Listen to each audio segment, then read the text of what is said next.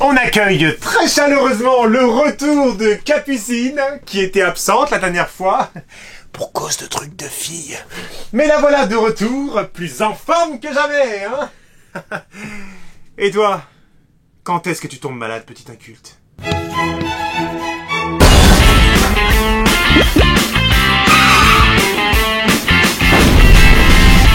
Dans l'épisode précédent, souvenez-vous, nous sommes en 894 et Charles le Simple est en guerre contre Eudes. Après une trêve bien méritée, Charles s'en va demander de l'aide à l'empereur d'Occident, Arnulfe de Carinthie, qui accepte. Mais alors que les troupes de secours sont en route pour affronter Eudes, les chefs de cette armée vont retourner leur veste. Vu l'amitié qui nous unit à Eudes et à feu son père, Robert le Fort, on va être obligé de vous abandonner ici. Désolé. J'aurais bien aimé que vous vous en rendiez compte avant. Charles se réfugie alors en Bourgogne auprès de Richard de Bourgogne. Se posant en médiateur, l'empereur Arnulfe Je somme les deux rivaux de se rencontrer à Worms. Eudes s'y rend et se voit reconnaître par l'empereur. Toi, t'es Eudes. Oui. Je t'ai reconnu. Je suis fort pour ça. Œil de biche. Lynx. Grâce à cette reconnaissance faciale, Eudes, à son retour, défait l'ambassade de Charles qui était conduite par Foulques. Christ. Le parti de Charles s'adresse alors à son cousin, Sventibold, fils d'Arnulfe. Tu peux m'envoyer des secours, cousin? Même si t'as un nom à coucher dehors. Sventibold accepte, Ah. puis trahit Charles le Simple, Oh. essayant de conquérir une partie du royaume d'Eudes. Sans succès d'ailleurs. Chef. Dès la trêve de 894, on se dit que seule une négociation pourrait mettre fin à cette guerre stérile qui se déroule sous le regard apathique des grands. Et en 896, l'archevêque de Reims, Hervé, décide d'intervenir.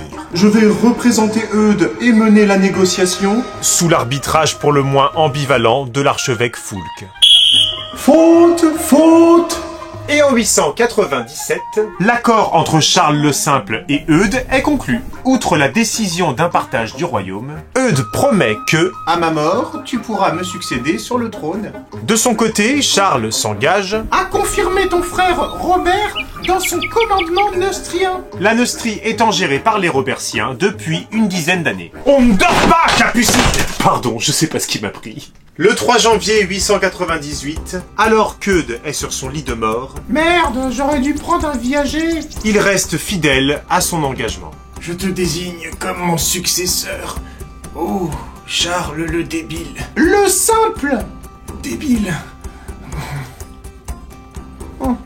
Charles le Simple reçoit alors l'hommage des grands du royaume réunis Ah bah, vous étiez là, vous. et concède, comme promis à Robert Ier, La libre disposition des comtés neustriens. en plus de mon marquisat de Bretagne, Tout à fait. ainsi que plusieurs comtés entre Seine et Loire. Ah oui, alors, tout le monde est là, quoi.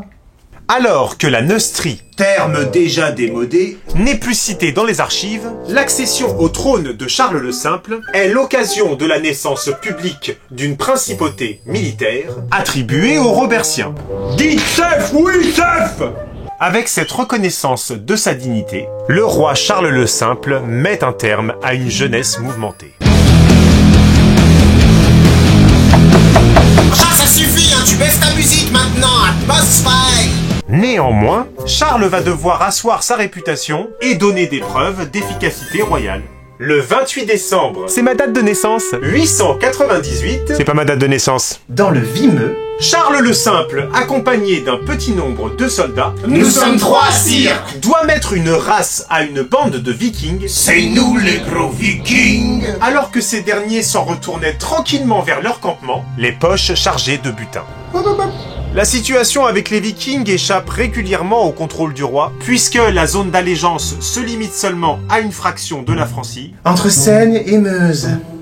Le 8 décembre 899, l'empereur d'Occident Arnulfe de Carinthie meurt des suites d'une attaque cérébrale. Et c'est son fils Louis IV l'Enfant qui lui succède. Pour l'instant, tout va bien. Enfin, si on omet le fait que c'est un enfant de 6 ans. Le 16 avril 907, Charles le Simple épouse Frédérune. Vous me ferez des runes de bonne qualité. Et leur union est sacrée le 18 avril, toujours à Saint-Rémy de Reims, toujours par l'archevêque de Reims. Et ça se passe où? À Reims! Vous êtes bon! Amen! Et le lendemain, Charles le Simple constitue pour son épouse un douaire. Un héritage qui comprend le fisc de Corbeny et le palais de Pontion avec l'ensemble de leurs dépendances. Ouais, pas mal. Le mariage officiel tardif de Charles le Simple s'explique par l'apprentissage difficile de la fonction royale. Et par sa gueule aussi. En 911, Les Vikings assiègent Paris et Chartres. Oh là là! et le 28 août, suite à une victoire près de Chartres, Charles le Simple décide de négocier avec le chef des Vikings. Allez, Roland, joue pas au relou. Les pourparlers sont conduits par l'archevêque de Reims, Hervé. On va se faire un petit traité sur un coin de table, les gars. C'est le traité de Saint-Clair-sur-Epte. Un serment prêté unanimement par le roi, les évêques, les nobles et les abbés du royaume, garantit à Rollon, ainsi qu'à ses héritiers et successeurs, La possession des terres autour de la Basse-Seine. Je t'accorde à toi et à tes hommes de guerre la terre entre l'Epte et la mer. Je refuse la Flandre par convention. Dans ce cas, je t'accorde aussi... quelle partie du royaume Charles le Simple va-t-il céder à Rollon? Indice, c'est une partie qui lui appartient pas vraiment, et ça va foutre le sbeul. Dis-moi dans les commentaires qu'est-ce que c'est que ce territoire-là. Abonne-toi à la chaîne et active la cloche pour ne manquer aucun épisode. Exprime ton appréciation en mettant un pouce et en partageant la vidéo autour de toi. Et rends-toi sur la page Tipeee pour y déposer une obole. Le lien est dans la description. Petit inculte. Dis chef, oui chef. Ça marche pas du tout du coup qu'il a un cheveu. Tout à fait. C'est drôle, elle bouge la couronne. Tout à fait. Oh, elle bouge un peu trop. Un serment traité unanimement par le roi. Ah mais c'est pas moi qui parle, je suis con. Je sais ça. Je t'ai reconnu. Je suis fort pour ça. Œil de lynx. Merde. Quel con. Je me fais craquer la mâchoire. Ça ressemble à ça ressemble à une attaque cérébrale ou pas? Je sens qu'il se passe un truc, quoi. Putain, je suis en crop top, quoi.